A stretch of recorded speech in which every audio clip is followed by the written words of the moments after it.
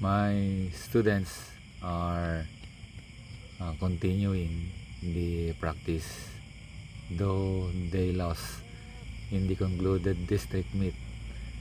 I advise them to continue so that they will develop that stamina and power in running, so that when competition come next year, they will be more stronger and faster. And with this, they attracted some of the lower grades to accompany them. These little ones are also aspiring to become runners someday, so I advise them to join us in the daily practice so that they will become stronger and faster also.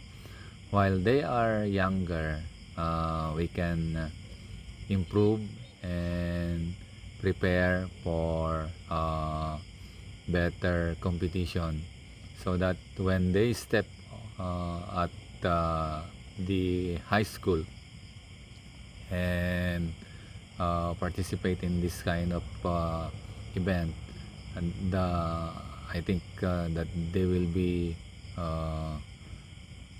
they do not need to practice more, because they are already prepared and given much time to continue, start, and develop these skills.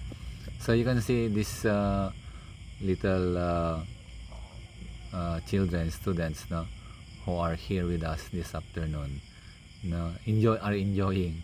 I said to them that I cannot give you assignment to run, just join us, and if you could endure until we finish this one, or until you will become stronger, then I could give you assignment, and that's the time that I will coach you and I will guide you better, so that your dream will also come true.